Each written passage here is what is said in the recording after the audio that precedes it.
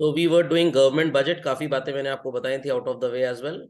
Objectives हम कर रहे थे बच्चों, और हमने ऑब्जेक्टिव्स में रिमूविंग इनइक्वालिटीज कर लिया था। परसिस्टेंट प्राइस स्टेबिलिटी से हमें स्टार्ट करना था, इजंट इट? चलिए, तो भाई बजट के अकॉर्डिंगली प्राइस स्टेबिलिटी कैसे मेंटेन की जाती है। अगर मैं आपसे एक छोटी सी क्वेरी करूं चिल्ड्रन, क्या इन्फ्लेशन एक दिन का कॉज है? क्या डिफ्लेशन एक दो दिन का कॉज है? बिल्कुल भी नहीं। It is a long term और a medium term cause. Short term में ऐसा नहीं कि एक 15% प्राइस बढ़ गया, it takes time. Got it? तो इफ आई एक्सपेक्ट कि गवर्नमेंट को लग रहा है in the year 2023-24 there would be approximately 12% inflation rate in the country, और ये बहुत ज्यादा है उन लोगों के लिए whose income earning capacity is comparatively less. वो इतनी महंगाई झेल नहीं पाएंगे बेचारे। तो government should do something, make some effort कि इस इन्फ्लेशन को कंट्रोल करें, और लेट इट बी। बताइए बच्चों, गवर्नमेंट कुछ करेगी या गवर्नमेंट पब्लिक को पब्लिक के हाल पे छोड़ देगी, जाओ मरो जाके, हमसे क्या मतलब? Will it be like that? No. तो how the government can control inflation? भाई बड़ा ही सिंपल सा लॉजिक है। जब बजट बनता है तो काफी फाइनेंशियल डिसीजंस भी लिए जाते हैं, फाइनेंशियल डिसीजंस ही लिए जाते हैं, if I would say better. तो what government would do? Government कहेगी लोगों की इनकम पे टैक्स रेट बढ़ा दो, जीएसटी के प्राइसेस भी थोड़े से बढ़ा दो, परसेंटेज बढ़ा दो। जो चीजें 18% में टैक्सेबल होती थी उनको 28% में कर दो। इससे क्या होगा सर? इससे तो चीजें सर और महंगी हो जाएंगी। बिल्कुल महंगी हो जाएंगी। महंगी जब हो जाएंगी तो मैं आपको इसका इफेक्ट बताता हूं। जब हम इनकम टैक्स का रेट बढ़ाएंगे चिल्ड्रन, तो व्हाट वुड हैपन? लोगों की ज्यादा कमाई का पोर्शन गवर्नमेंट सक करके ले जाएगी। तो people would be having less money to spend और same amount of money to spend that they were having earlier. Less money to spend, उनके पास खर्च करने लायक पैसा ही नहीं बचेगा। जब खर्च करने लायक ढेर सारे पैसे ही नहीं होंगे, डेफिनेटली वो बाजार में जाके शॉपिंग नहीं करेंगे, और शॉपकीपर का जो स्टॉक होगा that would be lying idle. तो शॉपकीपर का स्टॉक अगर आइडल हो गया, उसको कोई खरीदने नहीं आ रहा है, तो शॉपकीपर क्या करेगा बच्चों? Answer, what the shopkeeper would be doing? He or they would reduce the price, कि भाई सामान बिक नहीं रहा है, goods are not being sold, तो दाम गिरा दो, शायद कस्टमर खरीद ही ले। तो ultimately prices will start falling down, तो इन्फ्लेशन ऑटोमेटिकली गेट्स कंट्रोल्ड। इतनी बात समझ में आ गई बच्चों? बच्चों इतनी बात समझ में आ गई? Am I audible to everybody? लोगों को बात समझ में आई भाई? Yes sir. चलिए, सो बीच बीच में लोग फीडबैक देते रहे, रिप्लाई करते नहीं, तो लगेगा बहरे अंधे लूले लंगड़ों को पढ़ा रहा हूं मैं, वही बैल हो गया फिर। ओके, अब सर जीएसटी से क्या होगा? गवर्नमेंट कह रही है कि एयर कंडीशनर पे 28% जीएसटी है ना, एक नया रेट इंक्रीज करते हैं 48% वाला। सर इससे क्या होगा? जब जीएसटी ज्यादा लगेगा बच्चों, तो प्रोडक्ट का प्राइस और बढ़ जाएगा। सर इससे तो और इन्फ्लेशन होगा। अभी सामान बिक नहीं रहा है, ये भी नहीं बिकेगा। गवर्नमेंट यही तो चाहती है कि सामान कम से कम बिके। तो जब एसी पे 28% की बजाय 48% का जीएसटी लगेगा, व्हाट वुड हैपन? एसी और महंगा होगा, एसी खरीदने वाले कस्टमर्स कम हो जाएंगे, वो एसी खरीदेंगे ही नहीं। तो शॉपकीपर्स अपना प्रॉफिट मार्जिन थोड़ा सा कम करेंगे कि एसी का प्राइस टैक्स की वजह से ऑलरेडी बढ़ा हुआ है, चलो अपना प्रॉफिट मार्जिन कम कर दो ताकि प्राइस उतना ज्यादा ना बढ़े और हमारा एसी बिक जाए मार्केट में। तो मार्केट में स्टॉक एटलीस्ट क्लियर होगा। बट गवर्नमेंट को इससे कोई इंटरेस्ट ही नहीं है, गवर्नमेंट चाहती है बस एसी बिके ना। क्यों सर एसी ना बिके? एसी बिकेगा तो घर में लगेगा, घर में लगेगा तो लोग इलेक्ट्रिसिटी कंज्यूम करेंगे, और इलेक्ट्रिसिटी का उनको पेमेंट करना पड़ेगा। अंडरस्टैंडिंग और नॉट? और गवर्नमेंट क्या चाहती है कि लोग इलेक्ट्रिसिटी का पेमेंट ना करें, वो पैसे बचाएं और बैंकिंग चैनल के थ्रू हमारे पास लाके जमा करें। क्योंकि गवर्नमेंट ने बैंक्स को बोल दिया रेट ऑफ इंटरेस्ट एफडी पे जो 6% है, इसको बढ़ा के कर दो 7.25। तो लोग सोचेंगे भाई एसी भी महंगा, उसको जब हम खरीदेंगे तो इलेक्ट्रिसिटी के बिल्स हमको ज्यादा देने पड़ेंगे, इट इज बेटर कि चलो बैंक में इन्वेस्ट करते हैं। तो इधर हम परसेंटेज ऑफ जीएसटी बढ़ाएंगे ताकि सामान महंगा हो जाए, लोग वैसे ही ना खरीद पाए, और उधर रेट ऑफ डिपॉजिट भी बढ़ा देंगे, इंटरेस्ट रेट, तो people won't be spending, rather they would invest their money. तो जब पैसा इन्वेस्ट हो जाएगा, पैसा बैंकिंग चैनल के थ्रू गवर्नमेंट के पास आएगा, ऑटोमेटिकली लोगों के पास खर्च करने लायक पैसे नहीं होंगे। तो शॉपकीपर्स अपने प्रोडक्ट गुड्स एंड सर्विसेज के प्राइसेस को भी गिरा देंगे। तो ये काउंटर अटैक होगा, इधर जीएसटी का परसेंटेज बढ़ा के फालतू में सामान महंगा किया जाएगा ताकि लोग जानबूझ के और डिस्ट्रैक्ट हो, और उधर रेट ऑफ इंटरेस्ट बैंक वाले बढ़ा देंगे गवर्नमेंट के कहने पे ताकि लोग खर्च ना करें, ज्यादा से ज्यादा पैसा बचाने की कोशिश करें। Understood this? तो जब पैसा बचेगा मार्केट में जाएगा ही नहीं, लोग सामान खरीदेंगे नहीं, goods and services would be lying unsold, prices would start coming down. समझ में आ गई बात? दूसरी चीज, गवर्नमेंट जो एक्सपेंडिचर करती है, free health, free education, free में आपको खाने पीने का सामान, राशन पानी दिलवाती है, ये सारा खर्चा गवर्नमेंट कट शॉर्ट करेगी। क्यों? क्योंकि जब गवर्नमेंट को ये पता है कि इंडिया में एक फैमिली अगर 30,000 रुपीज कमाती है तो वो उसमें से 20,000 रुपीज फॉर एग्जाम्पल स्पेंड कर देती है, और लगभग 5,000 रुपए का सामान हम उस फैमिली को फ्री में दे देते हैं। तो ये सामान जब लोगों को फ्री में मिलता है तो उनको लग रहा है 5,000 रुपए का सपोर्ट तो गवर्नमेंट दे रही है, चलो अपनी कमाई धनाधन खर्च करो। अब गवर्नमेंट कह रही है सॉरी, हम ये सामान फ्री में आपको बिल्कुल नहीं देंगे। परिवार को 30 में से 20 खर्च करने की आदत थी, प्लस 5,000 का सामान गवर्नमेंट से फ्री में मिलता था, तो उनका एक्चुअल एक्सपेंस अब कितना हो जाएगा? 25,000। Is that clear? अब वो कहेंगे अरे 25 अगर 30 में खर्च कर दिया तो what would go down? Savings कम हो जाएंगी, बट वो सेविंग नहीं कम करना चाहते अपनी, तो वो क्या करेंगे? वो ये जो 20,000 रुपए की स्पेंडिंग है इसको रिड्यूस करके कर देंगे 15,000, और जो चीजें गवर्नमेंट से फ्री में मिलती थी वो अटमोस्ट नेसेसिटी है तो वहां पे भी वो खर्च करेंगे, तो खर्चा उनका 20 ही रहेगा। Got it clear? तो अल्टीमेटली 5,000 वाला जो गवर्नमेंट का खर्चा था उनकी तरफ, वो खर्चा अब नहीं होगा। जो गवर्नमेंट फ्री में सामान खरीद के इन फैमिलीज को दिया करती थी, अब गवर्नमेंट इसे खरीदेगी नहीं, तो बाजार में इन चीजों की डिमांड ऑटोमेटिकली कम हो जाएगी जो फ्री में बिकते थे। जब बाजार में कोई बायर आएगा नहीं, गवर्नमेंट पहले खरीद लेती थी और लोगों को फ्री में देती थी, अब बाजार में कोई बायर है ही नहीं, तो बच्चों जब बाजार में बायर नहीं है demand would go down, accordingly कोई खरीदने वाला नहीं है, supply same, demand goes down, तो prices will again fall down, तो इन्फ्लेशन वुड गेट कंट्रोल। ये सारी पॉलिसीज का डिस्क्रिप्शन हमको बजट में देना पड़ता है। तो निर्मला सीतारमन जी डिसाइड कर लेंगी कि आने वाले 1 अप्रैल 2023 से 31 मार्च 24 तक rate of income tax would be increased. I repeat, rate of income tax would be increased. Thereafter हम जो पब्लिक को फ्री में एमिनिटीज प्रोवाइड कर रहे हैं, गुड्स एंड सर्विसेज प्रोवाइड कर रहे हैं, वो सेवाएं पूरी तरह से समाप्त कर दी जाएंगी। Is that clear? तो लोगों को फ्री में कुछ मिलेगा नहीं, गवर्नमेंट उनके लिए चीजें खरीदेगी नहीं, तो government as a buyer will be out from the market, demand will go down, supply being constant, तो एक्सेस सप्लाई में क्या होगा? प्राइसेस गिर जाएंगे, इन्फ्लेशन कॉम्बैट हो जाएगा पूरी तरह से। समझ में आ गई बात? पक्का? चलिए please copy these examples. Yes, sir.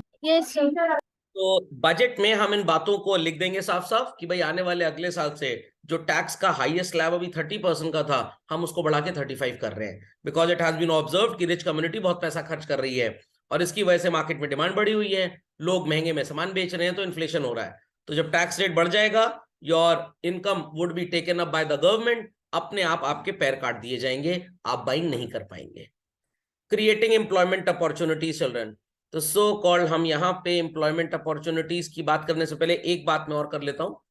अभी तक तो हमने जो बात की प्राइस स्टेबिलिटी की children, it was from the view point of what? Inflation. But क्या जरूरी है हमेशा कंट्री में इन्फ्लेशन हो? The country could be suffering even from deflation. Is a period जहां पे प्राइसेस ऑलरेडी डाउन है। अब उल्टा कर देंगे, गवर्नमेंट 5,000 का सामान फ्री में दे रही थी ना, अब 12,000 का सामान फ्री में देगी।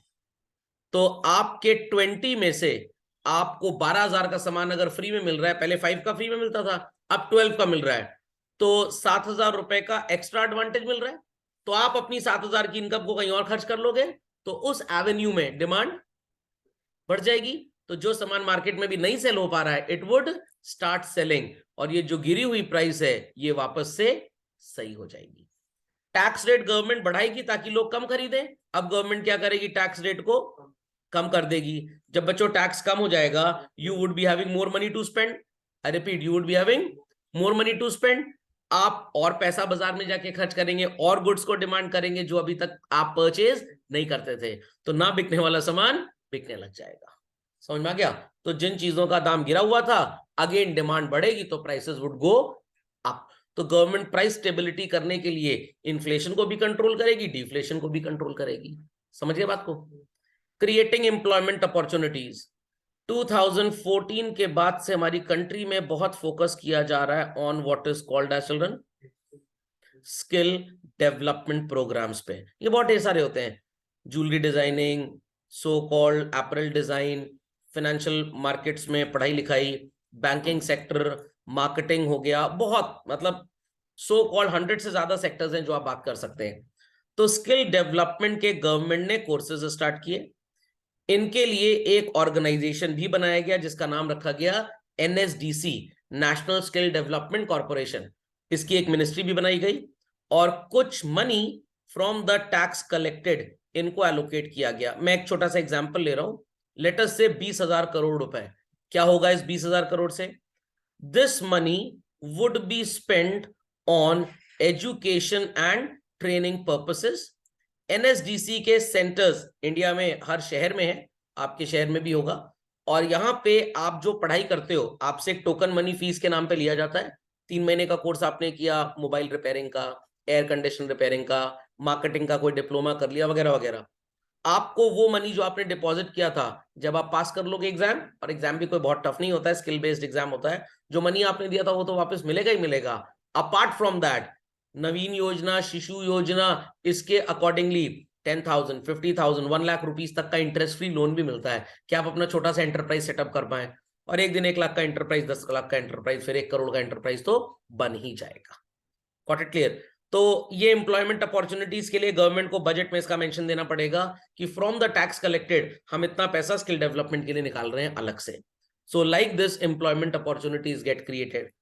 और स्पेशल इकोनॉमिक जोन सेटअप किए जा रहे हैं इंडस्ट्रियल एरिया में कि हम यहाँ पे नए फैक्ट्रीज, नए प्लांट्स लगाएंगे where more people could be getting employment. और ये पैसा कहां से आएगा प्लांट लगाने का? भाई जो टैक्स का पैसा कलेक्ट हुआ है उसी में से आएगा। तो like this employment opportunities are created. तो बजट में इसको भी हमें मेंशन करना पड़ेगा। तो यहां तक की बात समझ में आ गई सबको? पक्का? चलिए, मनरेगा स्कीम के बारे में तो आपने सुना ही होगा। 100 डेज का employment at the rate of ₹100 गांव के लोगों को गारंटी किया गया था। बड़ी धांधलेबाजी हुई इसके अंदर। चलिए, अपनी क्लास वर्क कॉपी में बच्चों न्यू हेडिंग लिख दीजिए, कंपोनेंट्स और स्ट्रक्चर ऑफ गवर्नमेंट बजट। यहाँ पे 2 तरह के टाइप्स आपको नजर आ रहे हैं। One is called as revenue budget and other is called as capital budget. Got it clear? अब यहाँ पे रेवेन्यू शब्द का जो मतलब है वो है रेकरिंग, और कैपिटल शब्द का जो मतलब है बच्चों, इट इज नॉन रेकरिंग। वैसे रेवेन्यू वर्ड का एक और मीनिंग होता है ना, inflow of money, income, but यहां पे रेवेन्यू का मतलब है रेकरिंग। Got it? तो जो रोजमर्रा की खर्चे और कमाई बजट में हम प्रीडिक्ट करते हैं, एक्सपेक्टेड रिकॉर्ड करते हैं, that part of the budget is known as revenue budget. तो you can also draw this diagram. तो you can write recurring income and recurring expenditure. This part is put in revenue budget. और जो आप expected non-recurring income and children non-recurring expenditure mention करते हैं, that part of the budget is known as what? Capital budget. समझ में आ गया? तो रोजमर्रा की कमाई और रोजमर्रा के खर्चे बजट के जिस सेक्शन में होते हैं, मैं ये नहीं कह रहा कि 2 तरह का बजट अलग अलग बनता है, नो, बजट एक ही होता है। एक पार्ट रेकरिंग आइटम्स की बात करता है और दूसरा पार्ट नॉन रेकरिंग, जैसे अपना बीओपी हुआ करता था ना, exactly like that. Update fast. तो कैपिटल बजट मैंने आपको बता दिया, that part of the budget which constitutes estimated capital receipts and estimated capital expenditure is known as what children? Capital budget. Dam के कंस्ट्रक्शन पे पैसे खर्च होने हैं, हमने अपनी कोई बहुत बड़ी प्रॉपर्टी किसी सो कॉल्ड अडानी अंबानी को या किसी विदेशी को भी बेच दी या बेचेंगे और उससे पैसे आएंगे, तो ये सारी बातें कहाँ नजर आएंगी? कैपिटल बजट में। तो मेरी बातों पे थोड़ा सा ध्यान देना पड़ेगा आपको और यहाँ पे कुछ खास लिखना पड़ेगा। कैपिटल रिसिप्ट्स बेसिकली होती क्या है children? Where money flows in. ये बात तो भाई सबको क्लियर है और एकदम नॉर्मल सी बात है। Either your asset goes down, or you must have borrowed from some country, या कंट्री के अंदर ही बोरो कर लिया। कंट्री के बाहर से बोरो करेंगे तो एक्सटर्नल डेट, और अंदर से बोरो करेंगे तो इंटरनल डेट। आरबीआई कह रहा है हमसे 50-50 हजार के बॉन्ड्स खरीदिए, 7.25% इंटरेस्ट देंगे और 5 साल के बाद पैसा भी वापस कर देंगे आपका। तो यहाँ पे गवर्नमेंट इंटरनल डेट रेज कर रही है, वर्ल्ड बैंक से उधार लिया, जापानीज गवर्नमेंट से लिया, अमेरिकन गवर्नमेंट से लिया, it is external debt and it should be children non recurring in nature. Similarly अगर हम एक्सपेंडिचर की बात करें तो भाई एक तो बात सबको क्लियर है, इट शुड बी आउटफ्लो। आपने पेंटागन खरीद लिया, एसेट बढ़ गई, या आपने सो कॉल्ड लोन लिया था किसी कंट्री से और उसको वापस कर दिया, and definitely it should be of non recurring nature. समझ में आ गया? रेवेन्यू, एक्सपेंडिचर और इनकम की जब हम बात करेंगे तो इन्हीं 3 पैरामीटर्स में बस 2 को लेंगे। एक तो वहां पे हम बोलेंगे भाई रेवेन्यू रिसिप्ट का मतलब इनफ्लो होना चाहिए, रेकरिंग नेचर का होना चाहिए, and there should be no fall in asset और इंक्रीज इन लायबिलिटी। समझ में आ गया? तो रेवेन्यू रिसिप्ट बन जाएगा।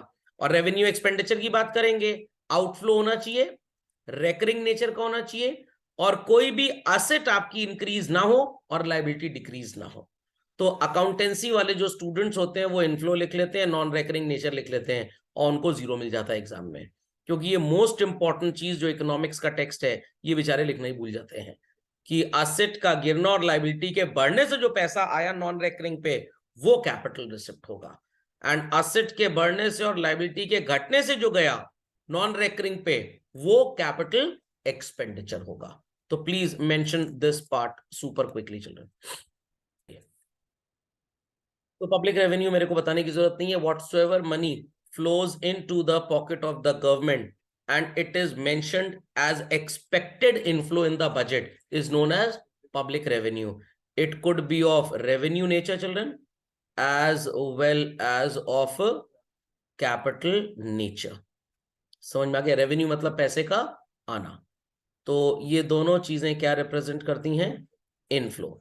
फर्क सिर्फ इतना है, ये रोजमर्रा का है और ये रोजिंदा का है, कभी कभी वाला है, non recurring in nature. Is that understood well? पक्का? तो टैक्स से मिलने वाला पैसा, चाहे वो इनकम टैक्स हो चाहे जीएसटी हो, ये रेकरिंग में आएगा। जो आपका रेड लाइट जंप करने पे ट्रैफिक पुलिस वाले चालान काटते हैं, सीट बेल्ट आपने नहीं लगाई कार में ड्राइविंग में, वो आपका चालान काटते हैं, ये सब रेवेन्यू रेकरिंग नेचर का होता है। ओके, चलिए, सो मूविंग अहेड, यहाँ पे कुछ रेवेन्यू के सोर्सेस चिल्ड्रन आपको नजर आएंगे, और ये जो सोर्सेज ऑफ रेवेन्यू है children, these are so called recurring receipts. I repeat, these are recurring receipts. ध्यान से सुनिएगा, 2 कैटेगरीज आपके सामने आपको नजर आ रही हैं, विजिबल टू ऑल चिल्ड्रन। पहली कैटेगरी है टैक्स रेवेन्यू और दूसरी है नॉन टैक्स। ये जो टैक्स रेवेन्यू होता है ना बच्चों, ये कंपलसरी होता है, और ये जो नॉन टैक्स होता है ये ऑप्शनल होता है। जो टैक्स रेवेन्यू होता है, the person who page, I repeat, the person who page doesn't get any benefit. I repeat, the person who page doesn't get any benefit. तो here we can say it is benefit for all, and here it is the benefit for an individual. Railway ticket आपने खरीदा, भाई benefit आपको मिलेगा और किसी को थोड़ा मिलेगा, बट आपके पापा ने गवर्नमेंट को इनकम टैक्स पे किया तो आपके पापा को कोई बेनिफिट नहीं मिलेगा, वो पैसा in the welfare of the society सबके ऊपर खर्च किया जाता है। ओके, तो टैक्स रेवेन्यू 2 तरह का, मैंने आपको पहले भी बताया, direct and indirect tax. Impact and incidence is on same person, impact and incidence is on different person, तो we call it as what? Indirect tax. समझ में आ गया? डायरेक्ट टैक्स में आपका सिर्फ और सिर्फ एक एग्जाम्पल आज की तारीख में जिंदा है, income tax, and here it is children GST. याद रहेगा? याद रहेगा सबको? चलिए नेक्स्ट, नॉन टैक्स रेवेन्यू में आपको मिलेगा कमर्शियल रेवेन्यू, लाइक आपने रेलवे का टिकट खरीदा, आपने भारत संचार निगम लिमिटेड का टेलीफोन कनेक्शन लिया हुआ है, इलेक्ट्रिसिटी डिपार्टमेंट का कनेक्शन आपके घर में इलेक्ट्रिक सप्लाई का, and every month you happen to pay money to them as your electric bill. तो ये सारी चीजें आती हैं कमर्शियल रेवेन्यू के अंदर। देयर आफ्टर मान लीजिए हमारे सो कॉल्ड बीएसएनएल ने रिलायंस का शेयर खरीदा हुआ है, या एलआईसी वालों ने अडानी साहब के शेयर खरीदे हुए हैं। तो जब बीएसएनएल ने एलआईसी का शेयर खरीदा है, या एलआईसी ने अडानी साहब की कंपनी में पैसा लगाया है, तो जब अडानी साहब की कंपनियां डिविडेंड देंगी तो एलआईसी को भी मिलेगा। It is called as PSU, का मतलब होता है पब्लिक सेक्टर यूनिट। समझ में आ गया? तो मान लीजिए कि state bank of India has invested money in Reliance industries limited, तो रिलायंस इंडस्ट्रीज लिमिटेड जब डिविडेंड सबको देगा तो ऑब्वियस सी बात है वो एसबीआई को भी देगा, तो ये एसबीआई के लिए पीएसयू अर्निंग्स हो जाएंगी। समझ में आ गया? सिमिलरली सेंट्रल गवर्नमेंट ने पैसा लगाया है स्टेट बैंक ऑफ इंडिया में, स्टेट बैंक ऑफ इंडिया जब अपने प्रॉफिट में से डिविडेंड देगा तो सबको देगा, सेंट्रल गवर्नमेंट को मिल जाएगा, तो इसे भी हम पीएसयू अर्निंग्स बोलेंगे। Understood this? एडमिनिस्ट्रेटिव रेवेन्यू क्या होता है? अभी मैंने आपको थोड़ी देर पहले रेलवे का एग्जांपल दिया था, बट एडमिनिस्ट्रेटिव रेवेन्यू थोड़ा सा डिफरेंट होता है। आपके पापा ने एक प्रॉपर्टी खरीदी लेटर से 1 करोड़ रुपए की, अब उसका रजिस्ट्रेशन कराना पड़ेगा, तो 7% की स्टैंप ड्यूटी देनी पड़ती है, एक तरह की फीस होती है स्टैंप ड्यूटी। तो 1 करोड़ का 7% कितना हो गया चलन? 7 लाख रुपए, प्लस सो कॉल्ड 1 लाख रुपए कोर्ट फीस देनी पड़ेगी। Got it clear? तो 8 लाख रुपए पापा को देना पड़ेगा। This is known as administrative revenue for the government. समझ में आ गई बात? What is administrative revenue? Grants from abroad, बाहर की किसी कंट्री से सो कॉल्ड हमें पैसे वगैरह मिल रहे हैं, तो we call it as grants from abroad. But administrative revenue को थोड़ा ब्रॉडली पढ़ लेते हैं। ये जो मैंने कोर्ट फीस और रजिस्ट्रेशन फीस की बात की, ये एडमिनिस्ट्रेटिव रेवेन्यू है। आपने एक्सप्लोजिव्स लाइसेंस लिया शॉप ऑफ क्रैकर्स सेटअप करने के लिए दीपावली के टाइम पे, तो आपको लाइसेंस फी देनी पड़ेगी। आपने कोई आर्म्स एंड एम्युनिशन पोजेस करने हैं, उसके लिए आपने लाइसेंस लिया तो लाइसेंस फी देनी पड़ेगी। रेड लाइट जंप कर गए, सीट बेल्ट नहीं लगाई थी, समझ में आई बात? तो it is fines and penalties. और कोई इंसान जिसकी डेथ हो गई बट बेचारे ने कोई विल वगैरह नहीं लिखी थी, तो उसका पूरा का पूरा जो भी प्रॉपर्टी पैसा होगा चिल्ड्रन, वो किसके पास जाएगा? गवर्नमेंट के पास। स्टेट गवर्नमेंट भी हो सकती है, सेंट्रल गवर्नमेंट भी हो सकती है। यूनियन टेरिटरी में है जहां पे प्रेसिडेंट कंट्रोल होता है, तो वहां पे प्रॉपर्टी जब गवर्नमेंट के पास जाती है तो सेंट्रल गवर्नमेंट के पास जाती है। स्टेट प्रॉपर्टी है मतलब आप किसी पर्टिकुलर स्टेट में रह रहे हैं जो यूनियन टेरिटरी नहीं है, या आप area control by central government नहीं है, तो पैसा स्टेट गवर्नमेंट की जेब में जाता है। तो दैट इज एस्कीट। कोर्ट केस चल रहा है, बट जिस पर्सन के खिलाफ चल रहा है वो कोर्ट में रिप्रेजेंट ही नहीं हुआ। कोर्ट बोलेगा इसकी पूरी की पूरी प्रॉपर्टी को कुड़क कर लो। क्या कर लो? कुड़क कर लो। हिंदी का वर्ड है कुड़क, जिसको हिंदी में बोलते हैं कुड़की कर लेना। डम डम डम डम सो कॉल्ड ढोल बजता है और एक लगा दिया जाता है स्टिकर, ताकि पूरे मोहल्ले में लोगों को पता लग जाए, और न्यूज़पेपर में भी छप जाता है। तो it is known as forfeiture. समझ में आ गया? और ये उस केस में भी होता है जहां पे आपने बैंक से लोन लिया है बट आप लोन रीपे नहीं कर पा रहे और आप भाग गए। Got it clear? तो भाई बैंक वाले चीजें थोड़ा प्रॉपर्टी हथिया लेंगे। बैंक पहले पुलिस में कंप्लेन करेगा, एफआईआर होगी, फिर आप कोर्ट केस करेंगे उस पर्सन के खिलाफ। डेमोक्रेसी है ना, रिपब्लिक है, तो कोर्ट केस करेंगे तो कोर्ट में सुनवाई होगी। जज साहब आपके वकील को बोलेंगे भाई बुला के लाओ अपना क्लाइंट। आपका वकील अगर है तो ठीक है, नहीं है तो बैंक का वकील बोलेगा भाई इनके तो क्लाइंट ही नहीं आ रहे हैं, जिन्होंने बैंक वालों को मतलब बैंक ने जिनको लोन दिया था। तो बैंक के लॉयर से बोला जाएगा इनके एड्रेस पे एक नोटिस भेज दो कि भाई 14 दिन के अंदर प्रेजेंट हो जाइए, 2 महीने के अंदर प्रेजेंट हो जाइए। नहीं प्रेजेंट हुए, अगली तारीख पे जज साहब ने डिसीजन दे दिया कि भाई दूसरी पार्टी तो आई नहीं, तो भाग गई है, तो एक और रिमाइंडर उनको भेजिए 1 महीने का, और अगर तब नहीं आते तो हमें बताइएगा।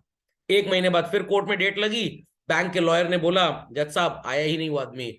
अब कोर्ट अनाउंस करेगा पुलिस को कि 15 दिन के अंदर इनकी प्रॉपर्टी पे अगर ये आ जाते हैं तो इनको पकड़ के ले आइए, और नहीं आते तो 15th डे जैसे ही खत्म होगा इनकी प्रॉपर्टी पे एक बार नोटिस लगा दीजिए और जायदाद को कुड़क कर लीजिए, जब्त कर लीजिए, फोरफीट कर लीजिए। समझ में आ गया?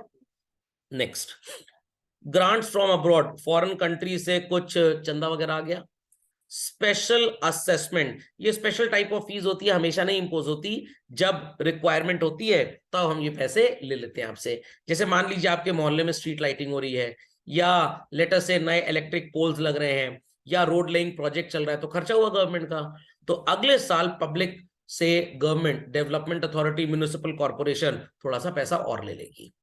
एंड फाइनली ये नया कॉन्सेप्ट मतलब इकोनॉमिक्स में लिखा हुआ था, इंडिया में अभी कुछ सालों में आया है। चलो ना, आपने पीडीए का नाम सुना होगा, प्रयागराज डेवलपमेंट अथॉरिटी। आपने एमसीडी का नाम सुना होगा, municipal corporation of Delhi. Similarly recently children, Gorakhpur development authority and Lucknow development authority को स्टेट गवर्नमेंट्स, गवर्नर साहब ने परमिशन दे दी है कि आप अपनी मॉनेटरी रिक्वायरमेंट्स पूरी करने के लिए पब्लिक को बॉन्ड्स इशू करिए, और जो पैसा आए उससे डेवलपमेंटल प्रोग्राम्स करिए। व्हाट इट क्लियर, पार्क वगैरह सेटअप कर दीजिए, जिम वगैरह सेटअप कर दीजिए, और जो आप उससे फीस के नाम पे पैसा कलेक्ट करेंगे, एंट्री फीस के नाम पे, उस पैसे को अपनी इनकम मानते हुए उसमें से जिन लोगों ने आपके बॉन्ड्स खरीदे उनको इंटरेस्ट वगैरह दे दीजिए। व्हाट इट क्लियर, पहले ये अलाउड नहीं था, अब ये अलाउ हो गया है, तो 2-3 साल से अलाउ हुआ है, और हो सकता है आने वाले 10 साल बाद किसी भी पब्लिक डेवलपमेंट अथॉरिटी को, म्युनिसिपल कॉर्पोरेशन को एक पब्लिक लिमिटेड कंपनी का स्टेटस दे दिया जाए और बोल दिया जाए कि आप भी शेयर इशू कर सकते हैं। भाई आप भी तो एक तरह से बिजनेस ही कर रहे हो, लोगों को पानी का कनेक्शन देते हो, उनसे house tax water tax collect करते हो, रोड लेइंग का काम करते हो, तो आप भी ये सब पब्लिक वेलफेयर में काम कर रहे हो, तो आपको भी बिजनेस एक तरह का, तो आप भी लिस्टिंग करा लीजिए स्टॉक मार्केट में अपनी, तो जो आपको हाउस टैक्स वाटर टैक्स मिलता है वो आपका रेवेन्यू हो गया, और उससे अपने शेयर होल्डर्स को डिविडेंड वगैरह पे कर दीजिए। गॉट इट क्लियर, समझ में आ गई बात। बट यहाँ पे इंटरेस्ट रिसीव्ड का आप एक और एग्जांपल ले सकते हैं। मान लीजिए प्रयागराज डेवलपमेंट अथॉरिटी ने रिलायंस इंडस्ट्रीज के शेयर्स खरीद लिए। अब रिलायंस वाले सो कॉल्ड जब डिविडेंड सबको देंगे तो इनको भी देंगे। प्रयागराज डेवलपमेंट अथॉरिटी ने अपना कुछ सरप्लस पैसा स्टेट बैंक ऑफ इंडिया में एफडी के नाम पे जमा करा दिया, तो स्टेट बैंक ऑफ इंडिया इन्हें भी इंटरेस्ट देगा, तो it is their interest income. तो पीपल अंडरस्टूड किस तरह की इनकम्स मिलती हैं। चलिए, तो यहां पे लिखा है एक शब्द चिल्ड्रन, करंट रिसिप्ट्स। तो current receipts are nothing but revenue receipts. Got it clear, ये मैंने आपको बता दिया रेकरिंग नेचर की होती है। टैक्स क्या होता है, this is already been told to you, तो इसमें फिर से टाइम वेस्ट करने की हमें जरूरत नहीं है। डायरेक्ट टैक्स, इनडायरेक्ट टैक्स मैंने आपको बता दिया कि भाई आप सो कॉल्ड पैसा कमा रहे हो और आपकी इनकम पे आप ही को टैक्स देना है, तो it is called as direct tax. एक चीज यहां पे लिखी हुई है, first income tax was introduced in England in the year, but हमारे देश में ऐसा नहीं है। हमारे देश में ये टैक्सेशन लॉ कब बने, जो पहली इंटरनल मिलिट्री म्यूटिनी इंडिया में हुई थी, उससे बहुत मैसिव डिस्ट्रक्शन हुआ था। उस डिस्ट्रक्शन की कॉस्ट को कवर करने के लिए गवर्नमेंट ने सोचा कैसे अपना रेवेन्यू बढ़ाया जाए, तो लोगों से उनकी इनकम पे कुछ पैसा लिया जाए, जिससे कि लोग हमें हमारी कॉस्ट कवर करने में हेल्प करेंगे। लॉजिक समझ में आ गया। तो this is known as the concept of tax basically. इससे पहले चिल्ड्रन हमारे देश में इनकम टैक्स जैसा कुछ भी था ही नहीं। तो हमारे दादाजी नानाजी लोगों ने अगर इंटरनल म्यूटिनी जैसा कुछ किया ही ना होता तो हमारे देश में शायद इनकम टैक्स कभी होता ही ना। What it clear. तो वर्ल्ड में सबसे पहली बार 1404 में आया। इंडिया में जो आपका इनकम टैक्स एक्ट है दैट इज 1961 वाला, ये अराउंड 1837 की जो म्यूटिनी हुई थी शायद वही है, उससे पहले भी एक म्यूटिनी हुई थी, वो फर्स्ट वॉर ऑफ इंडिपेंडेंस जिसको नहीं बोलते आप, हाँ रिवोल्ट ऑफ 8 नहीं, इसके पहले 1857 नहीं, आई रिमेंबर एक 1837 की भी म्यूटिनी है, आप गूगल करेंगे आपको टेक्स्ट मिल जाएगा। ओके, तो उससे पहले भी एक, आई एम श्योर कि 1857 नहीं है, उससे पहले का है ये। तो क्या कह रहे हैं, नहीं नहीं नहीं, और पहले 1857 नहीं, I am sure for that 1857 नहीं, उसके पहले एक म्यूटिनी हुई थी। ओके, तो तब भी ब्रिटिश रूल ही था, तो उसमें इतना डिस्ट्रक्शन, इतना डैमेज हुआ, तो ब्रिटिश गवर्नमेंट ने सोचा कि भाई इसको कवर कैसे किया जाए, तो उसके लिए उन्होंने लगान लगाया, टैक्स लगाया। टैक्स का हिंदी मतलब लगान ही होता है बेसिकली। ओके, तो उस समय तो लोगों की कमाई पैसे में बहुत ज्यादा होती नहीं थी, तो हम क्रॉप्स लिया करते थे उनसे, उनका एग्रीकल्चरल आउटपुट लिया करते थे। धीरे धीरे ये मोनेटाइज्ड हो गया, पैसे के फॉर्म में कन्वर्ट हो गया। और ढेर सारे कानून बने, फिर 1870 में बना, 1890 में बना, 1925, 1935, 1942 एंड ऑल दैट अमेंडमेंट्स होते रहे।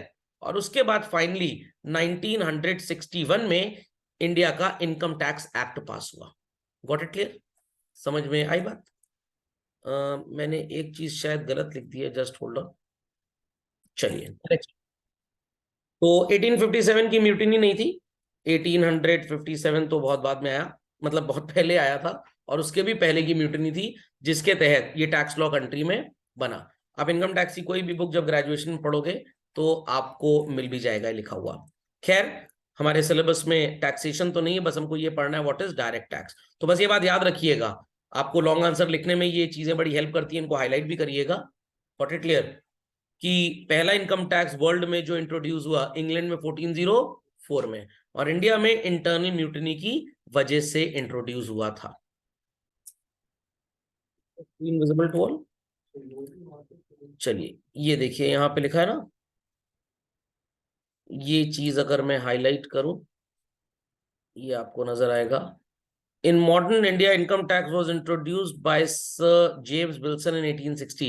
Motive behind imposing was Sir James Wilson was to recover the amount of loss sustained by Sepoy Mutiny of 1857. But एक पहले भी हुई थी, उसी के बाद इन्होंने सोचा कि हम ऐसा करेंगे, तो 1857 के बाद माइट बी पॉसिबल इन्होंने इसको रिजॉल्व कर दिया। बट ओरिजिनल इनकम टैक्स की बुक में it is written very clearly कि 57 के पहले वाली म्यूटनी ही है ये। तो इस लॉस को कवर करने के लिए इन्होंने सोचा कि कैसे हम अपनी इनकम को बढ़ाएंगे, तो इन्होंने अल्टीमेटली 1860 में चिल्ड्रन इस तरह का कॉन्सेप्ट इंडिया में इंट्रोड्यूस कर दिया, जो एज अ लॉ 1961 में पास हुआ था। पहले भी था, बट वो इंडिया उस समय डोमिनियन माना जाता था। तो ये बात सबको याद रखनी है कि अगर ये हमारे दादाजी नानाजी ने लड़ाई ना की होती यहाँ पे, तो शायद आज हम इनकम टैक्स ना दे रहे होते। ओके, चलिए, indirect tax I already told you, impact किसी और के ऊपर और इंसिडेंस किसी और के ऊपर। तो ये जीएसटी है, ये कब आया ये आप जानते हैं, 2017 जुलाई से इंट्रोड्यूस हुआ था, और हर साल इसमें अमेंडमेंट्स होते रहते हैं। फाइन, चलिए, why should people be taxed more? भाई क्यों लोगों से ज्यादा टैक्स लेना चाहिए? किसी को भी टैक्स देना अच्छा नहीं लगता, भाई मेरी कमाई है। बट जरा ये सोचिए, आप कमाते तो हैं, जिस रोड पे आप चलते हैं क्या आप उसके पैसे देते हैं अलग से? नो। आपके लिए जो पुलिस स्टेशन बनाया गया कॉलोनी में, जो आपको सेफ्टी सिक्योरिटी देता है, do you pay any money to them? No. जो आपके कोस्ट गार्ड्स हैं या जो बॉर्डर पे हमारे सो कॉल्ड डिफेंस के लोग होते हैं, क्या उनको आप कोई पेमेंट करते हो? Not at all. जो आपके घर में क्लीन वाटर आता है, क्या आप उसके लिए कोई पेमेंट करते हैं? नहीं करते हैं। जो फ्री में कोविड की वैक्सीन लगी, आपने उसके लिए पेमेंट किया? नहीं किया। तो भाई ये सारी चीजें आपको मिलेंगी कहां से? जो इलेक्ट्रिसिटी आपको मिलती है, आप तो सिर्फ इलेक्ट्रिसिटी का पैसा देते हो ना, जो वायर आ रही है, जो पोल का खर्चा है, कहां से आएगा भाई? वो पूरा का पूरा वो यहीं से पूरा होता है। सो इकोनॉमिक्स का परव्यू क्या बोलता है? भाई India is a poor country and tax GDP ratio is low, तो scope for taxes to be increase. मैंने आपको बताया था ना 3.77%। एक बार गूगल का डेटा देख लेते हैं, तो ये आपको बता देगा percentage of people paying income tax. कितने परसेंट लोग हैं, कितने परसेंट लोग हैं जो हमारे देश में इनकम टैक्स देते हैं? Top 57% people paid 97% of the tax, while bottom 50% paid only 3%। सो यहां पे एक और क्वेश्चन मैं गूगल से पूछ लेता हूं, percentage of people paying tax out of total population कितना है बच्चों? 4.5%। तो मैं 3.77 गलत नहीं बोल रहा था, एकदम सही बोल रहा था, वो पुराना डेटा है। बट यहाँ पे जो डेटा आपको नजर आ रहा है, इसमें तो थोड़ा सा इसलिए बढ़ गया क्योंकि गवर्नमेंट ने कंपलसरी कर दिया इनकम टैक्स रिटर्न को फाइल करना। तो 4.5% लोग इस देश में टैक्स देते हैं, बस सिर्फ 4.5%। चाट वाले, कचौड़ी वाले, पकौड़ी वाले, they earn huge but they do not पे एनी टैक्स। इनका भी बहुत बुरा समय आने वाला है, कोई टेंशन की बात नहीं है, because they have also started taking money through Paytm. तो जब पैसे इनके बैंक अकाउंट में जाएंगे, गवर्नमेंट इनके अकाउंट्स की ट्रैकिंग करेगी, व्हाट इट क्लियर, और फिर इनको प्रेम पत्र भेजेगी कि भाई आपके अकाउंट में इतना पैसा आ रहा है, but we do not find any ITR filed by you people, तो please pay tax on this also. Society में इतनी इनइक्वालिटी है भाई, रिच आदमी रिचर होता जा रहा है और गरीब गरीब होता जा रहा है, तो गरीब का भला करने के लिए हमें कुछ एफर्ट करना पड़ेगा, तो हमें टैक्स इंट्रोड्यूस करना पड़ेगा। हैव नॉट्स लिख दीजिए इसको। Like millionaires and billionaires abroad, Indian business can volunteer to contribute higher share of tax. कि भाई अंबानी ऑब्वियस सी बात है, अडानी ऑब्वियस सी बात है, टाटा ऑब्वियस सी बात है, जितना टैक्स देते हैं हम, आप इतना टैक्स नहीं दे सकते, तो भाई उन्हीं को देना पड़ेगा टैक्स। और ये हर जगह होता है। आपको लगता है कि सो कॉल्ड आपके घर में जो कमाई हो रही हो, पापा मम्मी सिर्फ अपने ऊपर या आपके ऊपर खर्च कर रहे हैं, ऐसा नहीं है। आपकी मेड को भी फेस्टिवल्स वगैरह पे कुछ गिफ्ट देने पड़ते हैं, तो ये भी क्या है, you are a rich community, maid is a poor community, तो आप भी उनका डायरेक्ट वेलफेयर कर रहे हो ना। गवर्नमेंट अंबानी से टैक्स लेकर, अडानी से, टाटा से टैक्स लेके हमारे आपके ऊपर खर्च करती है, तो वो भी इनडायरेक्ट वेलफेयर हो गया एक तरह से। Host of exemptions and tax breaks for the wealthy distort the market and jeopardize government's credibility. Many a time it has been observed, children, कि गवर्नमेंट कुछ लोगों को फेवर करने के लिए ऐसे कानून बना देती है जो top brass of the society को तो हेल्प करता है, बट जो मिडिल सेक्शन या लोअर कम्युनिटी है उनको इस बात से कोई एडवांटेज नहीं होता। तो यहाँ पे लोग सरकार पे भरोसा भी खो देते हैं, गॉट इट क्लियर, और वो लोग टैक्स गवर्नमेंट को देना भी नहीं चाहते हैं। खैर, तो ये एक छोटा सा टेक्स्ट है, why should people be tax more, आपके एक्स्ट्रा नॉलेज के लिए, या as a part of syllabus आपको कहीं लिखा हुआ एनसीईआरटी एनसीईआरटी में नहीं मिलेगा। पढ़ लीजिए, चीजें काफी काम आएंगी। कल को डिबेट है, कहीं आपको ऐसे वगैरह में, रिपोर्ट राइटिंग में कुछ लिखना हो, तो काफी चीजें काम आती हैं। नॉन टैक्स रेवेन्यू, तो मैंने non tax revenue already explain कर दिया है। Capital receipts have been told children, जिससे कोई लाइबिलिटी बढ़े या आपकी असेट रिड्यूस हो जाए और पैसा आए, it is known as capital receipt. अभी 1-2 साल पहले अपना जो दिल्ली का रेड फोर्ट है वो अडानी साहब को लीज पे दे दिया गया था, शायद 75 करोड़ में, तो ये भी गवर्नमेंट ने अपनी एसेट को कुछ टाइम के लिए रिड्यूस कर दिया, तो that is also a capital receipt basically. Sources of capital receipt आपके सामने है।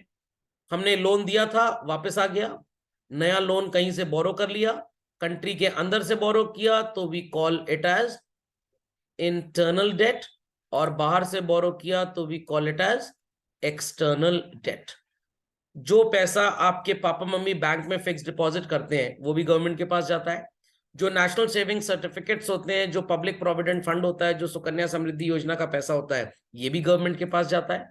और मेनी अ टाइम्स हमारी गवर्नमेंट आरबीआई से रिक्वेस्ट करती है, भाई पैसे की प्रॉब्लम है, कुछ नई करेंसी छाप दो। इसी बात पे रघुराम राजन जी ने रेजिग्नेशन दे दिया था। 35,000 करोड़ रुपए बीजेपी गवर्नमेंट ने मांगा था कि और छाप के दीजिए, हमें कुछ बाइंग करनी है। ही सेड नो, ऐसा नहीं हो सकता, because country is already having optimum amount of currency. हम और करेंसी छापेंगे तो मनी सप्लाई बाजार में बढ़ जाएगी। जिन लोगों को पैसे की जरूरत नहीं है, those idiots will also get the money, और ऊल जलूल जगह पे वो खर्च करेंगे, तो इससे हो जाएगा इन्फ्लेशन फर्दर, तो हम ये रिस्क नहीं ले सकते। Got it clear? Then official loans हम लेते हैं दूसरी गवर्नमेंट से, आप वर्ल्ड बैंक से, आईएमएफ वगैरह से भी पैसा ले सकते हो। And many a times children, government एक प्राइवेट सेक्टर, मैं प्राइवेट कंपनी की बात नहीं कर रहा हूं, प्राइवेट सेक्टर की पब्लिक कंपनी की तरह काम करने लग जाती है, और मार्केट में आईपीओ के थ्रू शेयर से पैसा रेस करती है। इन सब चीजों से इन्फ्लेशन कॉम्बैट करने में भी हेल्प मिलता है, बिकॉज लोग अब उस पैसे को अनाप शनाप खर्च नहीं करेंगे, रादर गवर्नमेंट को दे देंगे, और गवर्नमेंट क्या करेगी, इस पैसे को जब अपने पास रख लेगी, उससे गरीब लोगों का भला करेगी या कुछ भी करेगी। इन्फ्लेशन तो कंट्रोल होगा ही होगा, क्योंकि आपने अपना पैसा आईपीओ में, शेयर्स में इन्वेस्ट कर दिया, तो वो रेगुलर स्पेंडिंग के लिए अवेलेबल नहीं हो पाएगा। समझ गए? चलिए, so public expenditure, people know कि गवर्नमेंट कहां कहां पैसा खर्च करती है। राफेल प्लेन खरीद लिया, बनवा दिया आपके लिए एक बहुत बढ़िया पार्क, उसके अंदर कुछ एक्सरसाइज करने के लिए जिम टाइप एक्टिविटीज रेडी कर दी, एक्सरसाइजिंग मशीन लगा दी।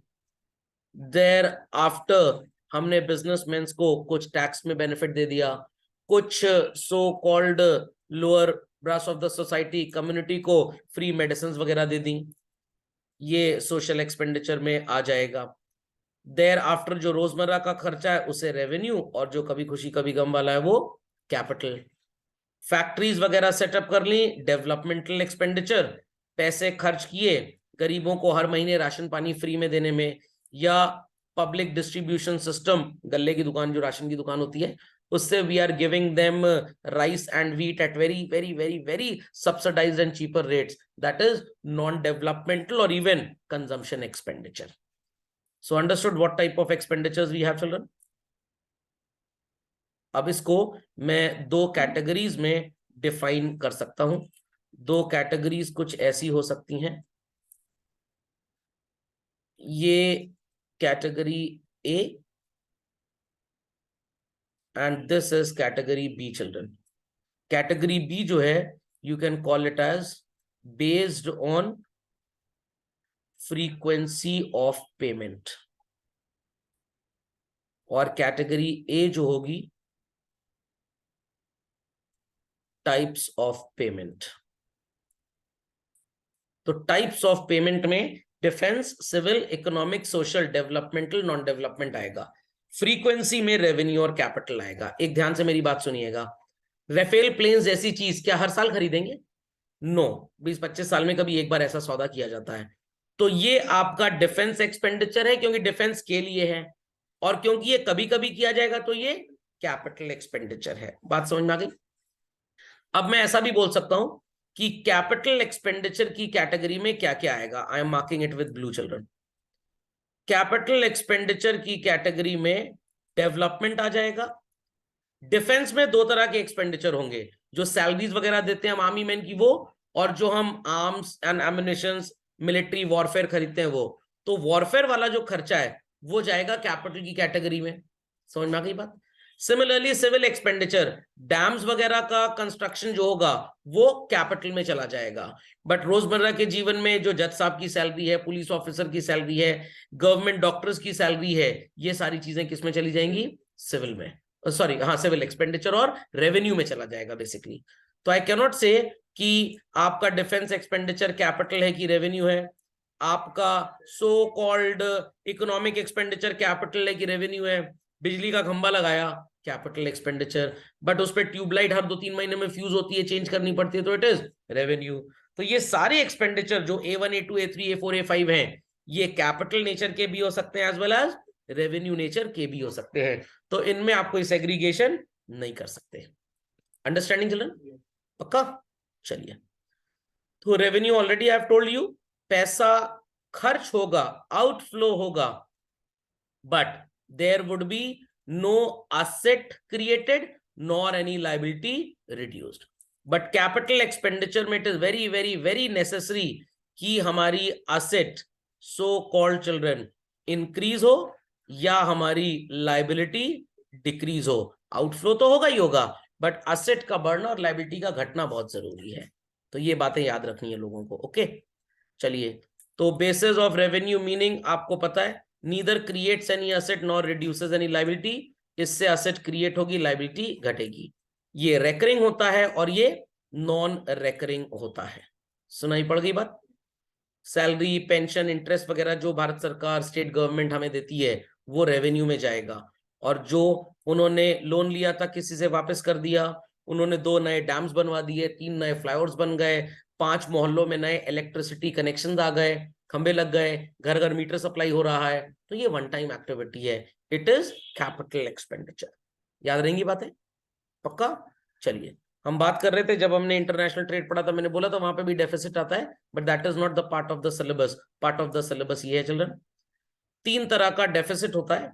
अगर बजट में एक्सपेक्टेड रिसिप्ट, यहां आर का मतलब रिसिप्ट है, रेवेन्यू नहीं है, और एक्सपेक्टेड एक्सपेंडिचर बराबर हो जाए तो बैलेंस्ड, ज्यादा हो जाए तो सरप्लस, और कम हो जाए सो कॉल्ड आपका रिसिप्ट और खर्चा ज्यादा, तो it is known as deficit. तो याद रखिएगा, your receipt is less and expenditure is more, तो डेफिसिट. दोनों बराबर हो गए तो बैलेंस हो जाएगा, और अगर आपका सो कॉल्ड रिसिप्ट ज्यादा है चिल्ड्रन और एक्सपेंडिचर कम है तो सरप्लस हो जाएगा. ये 3 बातें समझ में आ गई? कभी भी किसी कंट्री का बजट बैलेंस हो ही नहीं सकता, कभी भी किसी स्टेट का बजट बैलेंस हो ही नहीं सकता. तो this is practically impossible. Got it clear? Surplus होना इन अ डेवलपिंग इकोनॉमी और स्टेट रेयर है। क्यों भाई? डेवलपमेंट के लिए खर्चा पानी बहुत करना होता है, तो खर्चा हमेशा ज्यादा ही होगा। तो मोस्टली किसी भी कंट्री का या किसी स्टेट का या किसी डिस्ट्रिक्ट का इट इज ऑलवेज डेफिसिट। मैंने बोला था ना, पापा बोलते हैं कभी कभी अभी बजट नहीं, अगले महीने बात करेंगे। क्यों बजट नहीं है? आप हर महीने मर्सिडीज और बीएमडब्ल्यू मांगेंगे तो कहां से बजट आएगा? समझ में आया?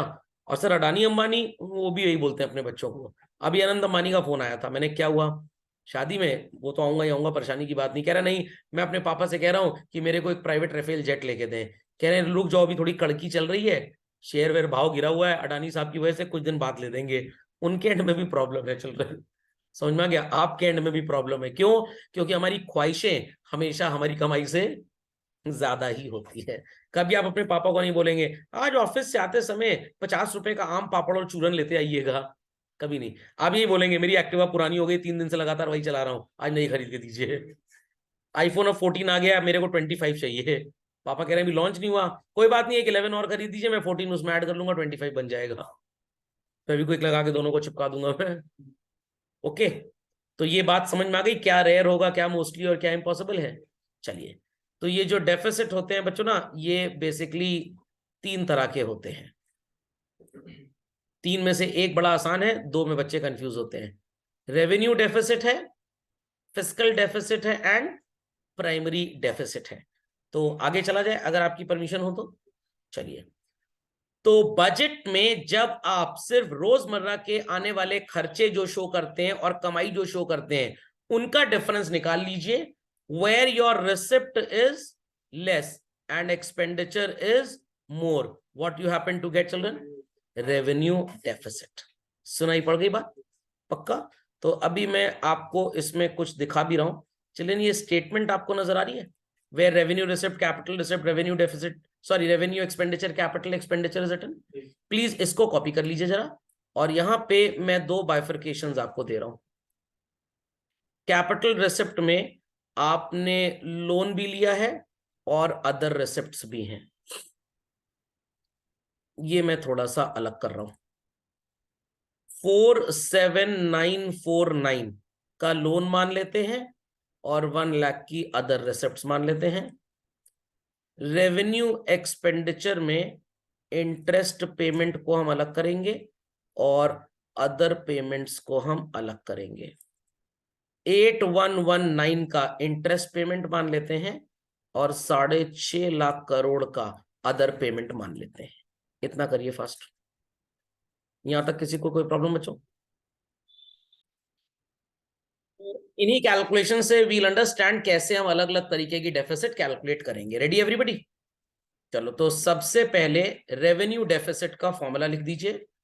It is revenue expenditure minus revenue receipts. तो रेवेन्यू एक्सपेंडिचर है बच्चों यहां पे आपका 658,119। ये एक ऐसा कैलकुलेशन है जो बोर्ड एग्जाम में लीस्ट पूछा जाता है, क्योंकि हर बच्चा सही कर लेता है। फंसते हैं बेचारे फिस्कल और प्राइमरी में। और माइनस कर देंगे revenue receipts 602,935। Get me the answer children. 658,119 minus 602,935, 55,184 rupees का रेवेन्यू डेफिसिट बजट में नजर आ रहा है। तो गवर्नमेंट कोशिश करेगी कि लोगों से या तो टैक्स और ले ले अगले साल, तो ये शॉर्टेज पूरी हो जाए। बट टैक्स लेना is a hard revenue option, vote bank को खतरा है, तो लोगों से बॉन्ड्स के नाम पे पैसा इन्वेस्ट करवाते हैं। तो हम उससे अपनी दुकानदारी चला लेंगे और लोगों को कुछ साल बाद वापस कर ही देंगे। सुनाई पड़ गई बात? Done everybody? चलिए, फिस्कल डेफिसिट ध्यान से देखिए चिल्ड्रन, क्या यहां पे फॉर्मूला लिखा हुआ है? It is total expenditure. तो टोटल एक्सपेंडिचर कितना है बच्चों हमारा? तो फॉर्मूला लिखिए पहले, fiscal deficit equals to total expenditure minus total receipts other than loan. Other than loan, तो ट्रॉल लिख लीजिए इसको।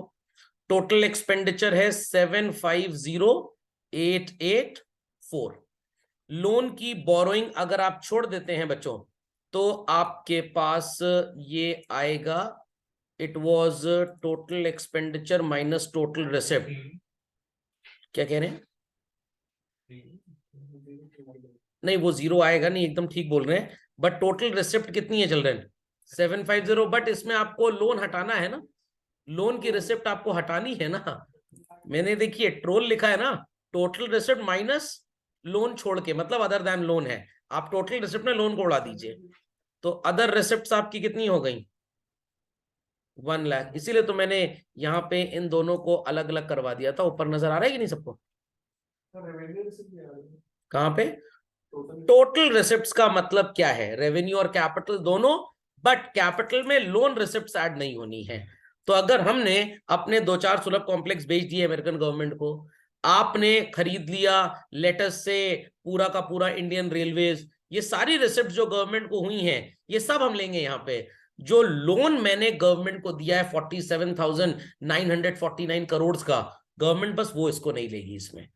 तो फिस्कल डेफिसिट का मतलब होता है एक्सपेंडिचर पूरा होगा, रिसिप्ट्स में बोरोइंग को इग्नोर मारिए। समझ गए? तो ये कितना हो जाएगा children? 650,884। This is your fiscal deficit. Logic समझ में आया? अब कभी कभी बच्चे मेरे से एक क्वेश्चन पूछते हैं, सर क्यों ऐसा कोई कैलकुलेशन नहीं होता जिसमें टोटल रिसिप्ट को टोटल एक्सपेंडिचर के साथ कंपेयर करे? क्योंकि ये आंसर हमेशा जीरो होगा। क्यों जीरो होगा भाई? क्योंकि जब हमारा खर्चा ज्यादा होगा तो उसको पूरा करने के लिए कहीं ना कहीं बोरो कर लेंगे ना, हम कहीं ना कहीं बोरो कर लेंगे। जैसे बोलते थे बैलेंस ऑफ पेमेंट हमेशा बैलेंस हो ही जाएगा। अगर इनफ्लो ऑफ करेंसी ज्यादा है, आउटफ्लो कम है, तो जो सरप्लस बचेगा हम किसी को दान दे देंगे, किसी कंट्री में इन्वेस्ट कर देंगे। या अगर आउटफ्लो ऑफ करेंसी ज्यादा, इनफ्लो कम है, तो कहीं से हम बोरो कर लेंगे।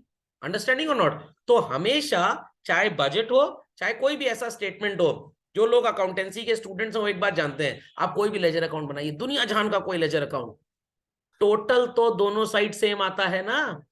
कैसे आता है मैं उसकी बात नहीं कर रहा हूं। डेबिट ज्यादा क्रेडिट कम, by balance carried down. Credit ज्यादा डेबिट कम, टू बैलेंस कैरेट डाउन। तो अल्टीमेटली टोटल तो सेम आएगा ना हमेशा। Getting it or not? तो अगर मान लीजिए आपका खर्चा 5 लाख करोड़ का और रिसिप्ट है 4.5 लाख करोड़, तो बाकी 50,000 का रिसिप्ट लोन लेकर पूरा कर लेंगे हम। खर्चा है 5 लाख करोड़, कमाई है 6 लाख करोड़, 1 लाख करोड़ एक्स्ट्रा आया, हम कहीं पे खर्च कर देंगे उसको, कोई एसेट वगैरह खरीद लेंगे, तो अल्टीमेटली टोटल तो सेम ही आएगा। इसलिए इसका कोई कैलकुलेशन नहीं कराया जाता आपको। फाइन, चलिए ये बात समझ में आ गई कैसे फिस्कल डेफिसिट निकलता है। अब क्या बचा हमारा? Primary deficit children. तो प्राइमरी डेफिसिट का फॉर्मूला बड़ा सिंपल है, फिस्कल डेफिसिट माइनस इंटरेस्ट का पेमेंट। तुमने मेरे से एक दिन एक क्वेश्चन की क्वेरी की थी, तो deliberately I didn't answer that. I knew कि यहाँ पे जब हम आएंगे तो रिवीजन होगा तो ठीक हो जाएगा। अब तुम उस क्वेश्चन को फिर से सॉल्व करने की कोशिश करना, तुम्हारा आंसर आएगा। तो डेफिसिट आपकी थी 650,884। इसमें से इंटरेस्ट को उड़ा दिया जाए 8119। Get me the answer children. 650,884 minus 8119. It's 642,765. So people understood all three types of deficits, children? Fiscal deficit 650,884 fiscal deficit ही तो था 650,884 भाई। तो total expenditure minus total revenue. Total expenditure minus total receipt except loan, other than loan. Sir इसमें revenue receipt तो add होंगे कहाँ पे? Total receipt. हाँ, तो प्राइमरी डेफिसिट का फॉर्मूला क्या है? Fiscal deficit minus interest payment. Fiscal deficit में sir total expenditure minus total revenue, तो हमने तो सिर्फ कैपिटल रिसिप्ट का लोन के नहीं माइनस किया ना। एक मिनट, टोटल रिसिप्ट हमारी, अच्छा sorry I made a mistake, sorry. चलिए इसको प्लीज करेक्ट कर लीजिए, नजरों का धोखा हो गया, सॉरी। इसको करेक्ट कर लीजिए जरा। यहाँ पे टोटल रिसिप्ट हमारी कितनी थी? 750,884। इसमें से बोरोइंग हटा देते हैं हम, 47 949, सॉरी, वेरी सॉरी, 8702,935। अब सही है ना? Yes. माइनस कर लेते हैं 750,884, वेरी सॉरी। हाँ, ये आएगा 47,949। ठीक। हाँ, यहाँ पे चलिए एक नई चीज भी पढ़ने को मिल गई आपको। फिस्कल डेफिसिट कितना आ रहा है चिल्ड्रन? 47,949 नहीं आएगा? फिर से देख लेते हैं एक बार। फॉर्मूला क्या है हमारा? Total expenditure. What is total expenditure? 750,884. ठीक है, minus total receipt excluding borrowings. तो टोटल रिसिप्ट ये है, इसमें से ये सो कॉल्ड लोन को आप उड़ा दीजिए।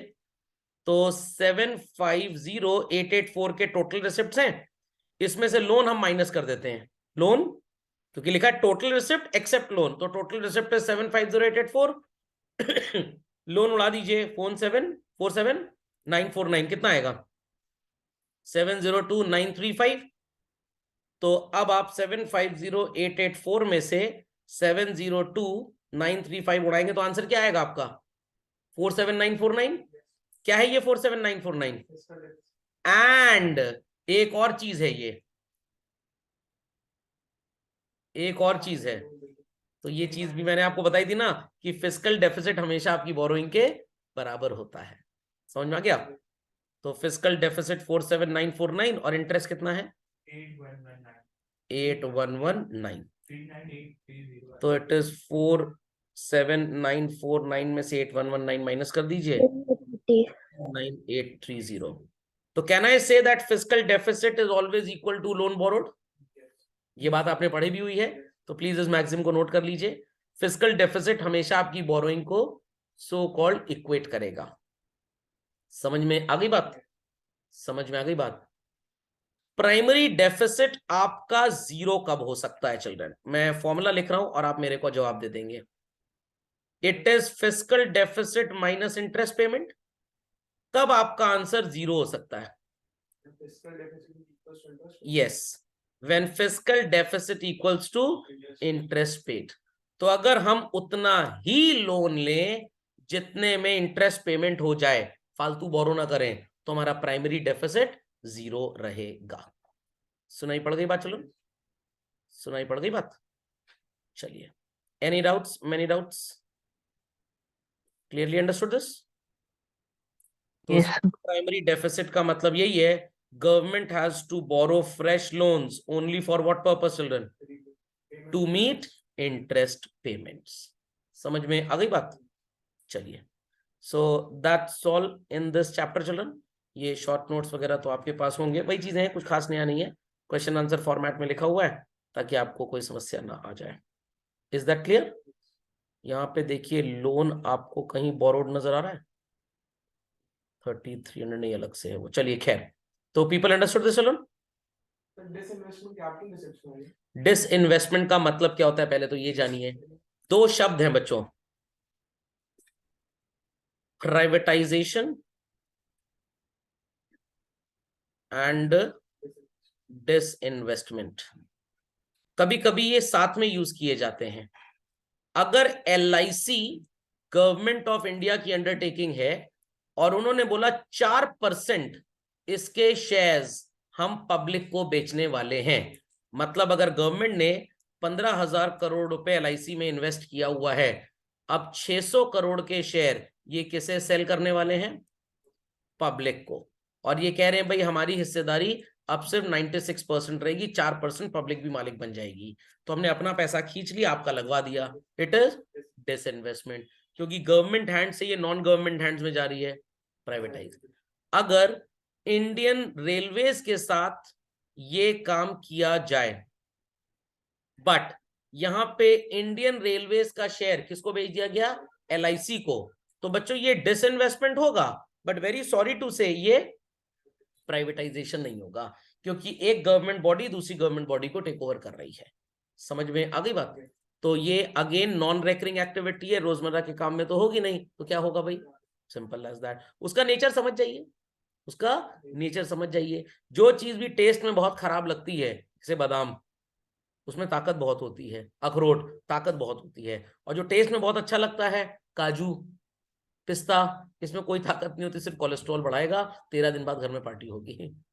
अंडरस्टैंडिंग? चलिए खैर, तो पीपल अंडरस्टूड दिस चिल्ड्रन? तो इसमें तो और कुछ खास बचा नहीं है। That's all. हम अगली क्लास में स्टार्ट करेंगे so called NI children, national income, and today evening there would be a test as well. Paper would be floated as usual on Google Classroom. Shares वाला चैप्टर ले चुका था, इसके आगे either it will be so called ratios or cash flow. Comparative common size and redemption is only for IC students, तो उनका मैं अलग टेस्ट शेड्यूल कर दूंगा कल। ओके, तो we'll have probably the test for ratios today.